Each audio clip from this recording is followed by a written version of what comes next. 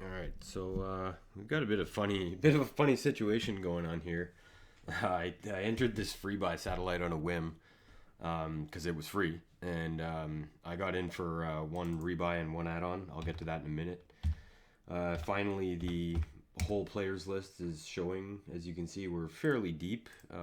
It's still pretty crazy here, but yeah, I figured I'd record because it's going to be an interesting finish regardless of what happens. I still have almost zero faith.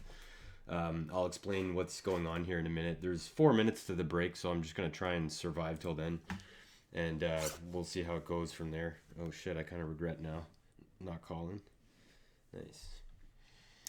But anyway, yeah, I finally broke above the average stack after a long period below it here. Got a nice little rush during the 2040 level, pulled back, and then skyrocketed back up with a couple of nice steals. So um, it's 4 minutes to the break.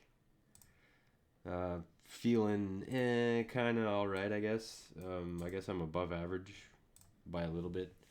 But as you can see, I mean, the chip leader has 20 big blinds. So this is going to be a crapshoot finish regardless of what happens. And hopefully I'm going to be a part of the people who get in. It's a top 10 paid out of 6,500 players, which is pretty funny. And yeah, the prize here is a $22 seat into a satellite where I then have to place in the top 10% to then win a seat into something where I then have to place in the top 20%, which is the Sunday Million 16th anniversary. So it's a $10 million dollar guarantee is the tournament I'm shooting for here.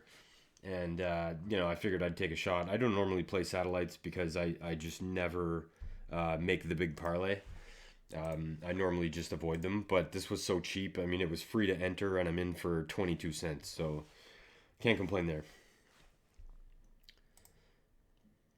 And right now, to be honest, I almost went for a smoke like about 15 minutes ago, and I decided against it because I figured I might go broke just from blinds at the rate that we're playing. So hopefully, I can manage to stick around for another 3 minutes, and I didn't just talk for nothing.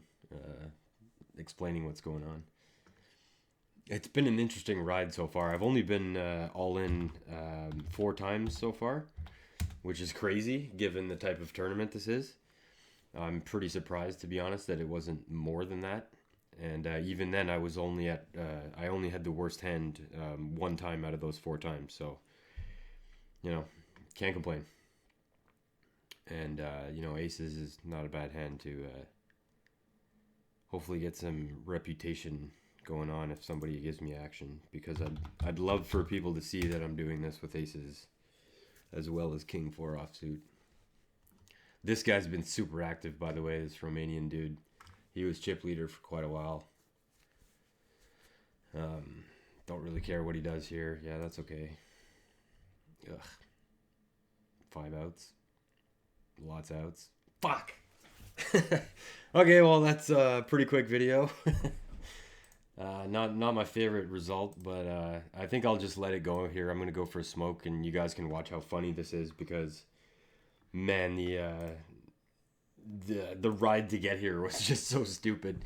The average stack by the time that the top 10 are formed is going to be over 2.3 million, and you start with 1,000, and the rebuy gives you 5,000. And the add-on gives you 50,000, and I took each one of those. So I started with a total of 56,000 chips, or at least that's how much I paid for.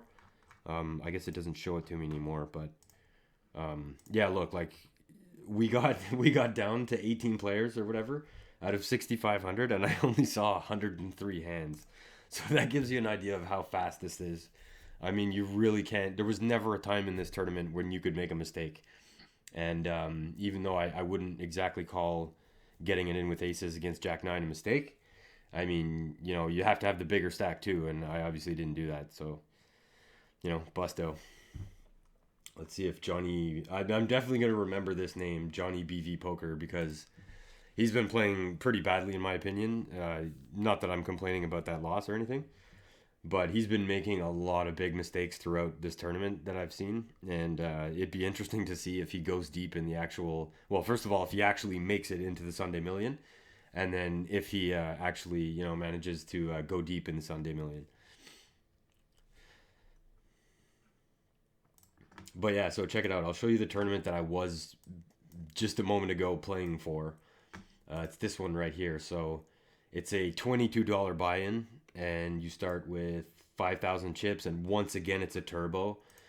This one isn't quite as bad because you only have to finish in the top 10%, which is pretty normal.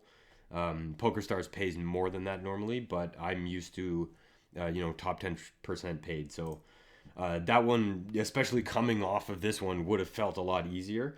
And the stack was definitely a lot deeper. The structure was better, etc. This one you can see, start with 1,000 chips, and it's just super fast right away. So absolute crapshoot from start to finish. And I've been kind of playing a lot of hyper turbos lately, so I felt like I did have a little bit of edge in this. When the aces don't hold against Jack 9, 80-20, if you can't hold those, well, the people who are going to win these seats probably won 20%ers like a couple of times. I definitely, I got it in with 40% for, 60% of my stack or something, like 40% hand for a big chunk of my stack, 70-30 for all of it, stuff like that. So, yeah, it's going to be interesting anyway. I'm definitely going to put notes on these people once it's done and see how far they go, because it's always fun to see if, people make these ridiculous parlays. I mean, just me, for example, being in for 22 cents in this tournament, had I made it into the Sunday Million from this buy-in, it would have been a 1,000 to 1 parlay just to get into the Sunday Million, not counting a cash. So had I then cashed in the Sunday Million, I mean, it would have been easily the biggest parlay of my life, which is saying something. Even though I don't play a lot of satellites, I did turn $30 into 72,000 one time. So it would have been pretty epic had I done it. Obviously, that's over now. 20th place finish is definitely a bit of a bummer. Let's look at my chip graph. So sad. Straight down at the end. I felt like I played pretty well. I got coolered back here. Crushed down to 29,000 at the 4,000, 8,000 level, and came back all the way up to, I believe, it looks like about 2 million. So, I mean, I can't be upset with that comeback. And yeah, I'm definitely going to go have smoke. I'll leave this up so you guys can see what happens. By the time I'm done my smoke, it might even be over, but in any case, I'll be back in a minute.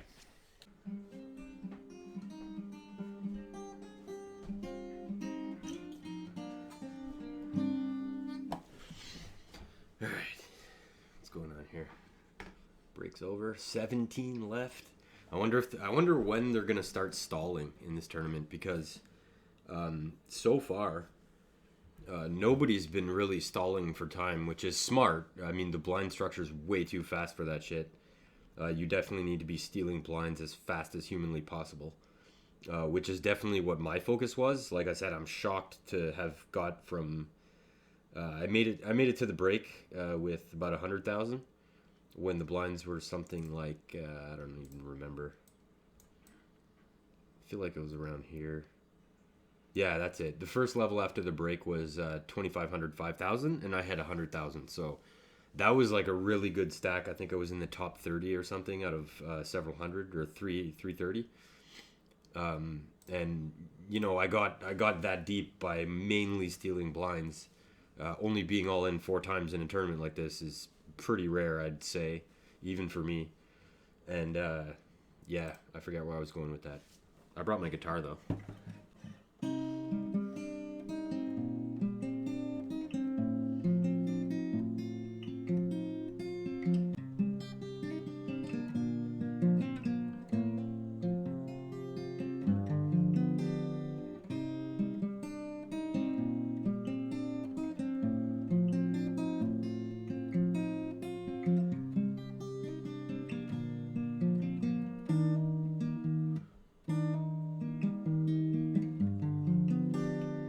I feel like I messed that up somehow.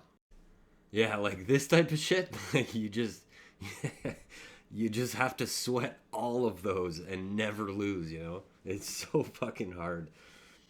It would have been so epic. I'm kind of like, I never, even when I started recording and there were like, I don't know, 20 something players, I really didn't expect to finish in the top 10 because you have to just make it so deep. You have to sweat so much shit and avoid so many bullets.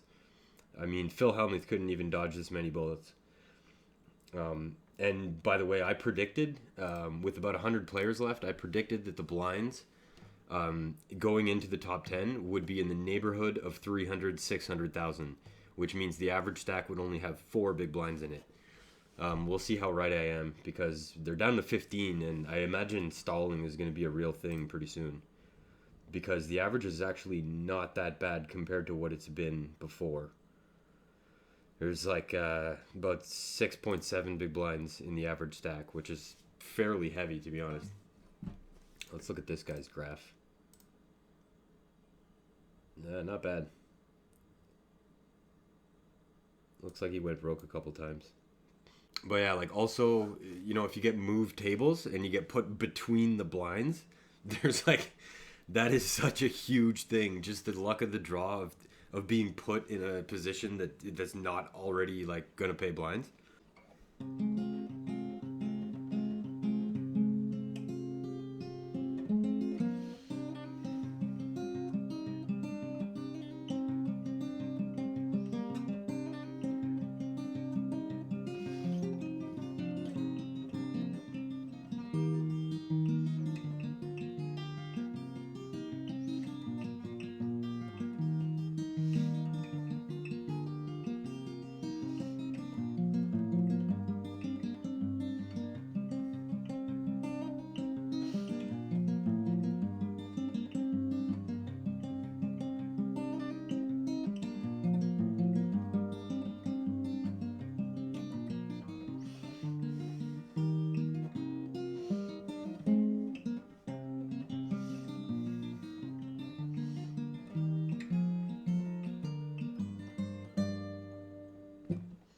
Oh man, look at this.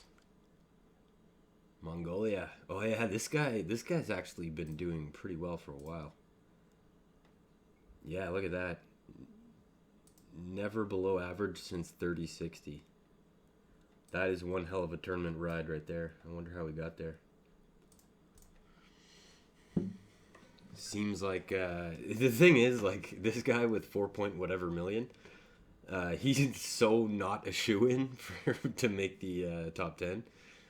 And it's going to be so gross too because, they're going to be unbalanced. It's going to be 6 players and 5 players on the bubble, which, I mean, being at the 6-handed table is such a big deal in terms of like average cost per round. So, people like, this guy over here with 500, Emma Nicole with 3 something, almost half of it's in the, or 40% of it's in the blind. I mean, she's probably going to fold even, which is so gross. If you have like, 7-3 offsuit, it's probably the right play. But, call it off with Jack 7, You make it all this way just to call it off with Jack 7, which isn't even necessarily incorrect. Even though that time, the math probably didn't work out against nines. But, yeah, it's really sick. Where'd all the Romanians go? Oh, she was one of them. There were a bunch of Romanians crushing it. I bet you it was these guys. Oh man, click 3-bet. This is so gross. I folded ace king pre-flop in this tournament too. That was pretty gross. With about 10 big blinds, I folded ace king. And it turned out to be the right fold, and I didn't get lucky, so I can't really, I'm happy with it. But that really goes to show, like, how perfectly you have to play in these things. Now we're down to 13. That's so gross. I feel like I would have probably been doing all right in this situation. Because, raised to, like, 535 right now is pretty scary. It's unlikely to be you're unlikely to be played back at if you're opening, and there's enough middle stacks around 2 million that stealing like this guy's shove right now is so likely to get through. Yeah, and if pick up that many chips for no flop, I mean that's wild. like I said, I've been playing quite a few hyper turbos lately, and I feel like I'm getting kind of good at them. I know a couple of videos I posted of hyper turbos. I was like, "Yeah, I'm never playing this shit again. This is the worst. I recommend you guys never play this garbage." And then since then, me and my friend, who's been spending a lot of time here for the Freedom Convoy, we've been playing these hyper turbos every time they're available and every time we're here, and we've actually had quite a bit of success in them. I think put together, we're up like several $100s in these hyper turbos. We've played like between us, I think we've played about 20 of them, and I have 3 final tables and he has 1. So I mean, they're actually not that bad. I think I'm kind of warming up to them because I just don't have the focus to play deep stack poker online anymore, especially if I'm not smoking. If I'm not like having a drink and like cracking jokes and having fun, I just cannot play deep stack poker anymore. It's just too boring. I can't handle it. I'm not interested. To be quite honest, I'm not even really that into poker anymore. Especially, it's tough to be interested in your hobbies when you got your government declaring war on you and shit.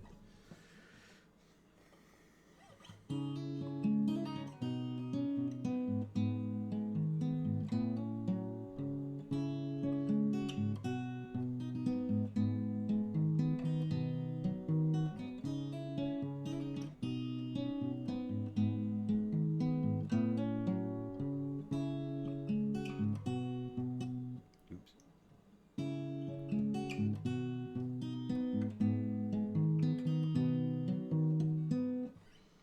Man, there's so many broken frets on this guitar. There's there's so much crap on the fretboard too. I should probably buy a new acoustic. I need a Yamaha. Oh man, limp fold? Really? Mongolia's gonna limp fold? No, limp call. 7 ball? No. Oh, this poor bastard. This hand or the next hand? Yeah, this is gross. There's the bottom. Oh, this is so gross. Oh, I'd hate to be this guy right now, Peru. He's not at this table, but yeah. Oh man, sick pressure. Like, what could? Oh my God, are you serious? This guy must have something huge. Club. Oh man, that's such a sweat. Ace or a 4. This guy definitely. We know who this guy was rooting for there. Where's he from? Austria. Yeah, even this, it's I think that started out around 65-35 or 70-30. But man, what a sweat. Now he gets to fold a couple hands, maybe get in there. This guy on the other table, or no, this guy still didn't double.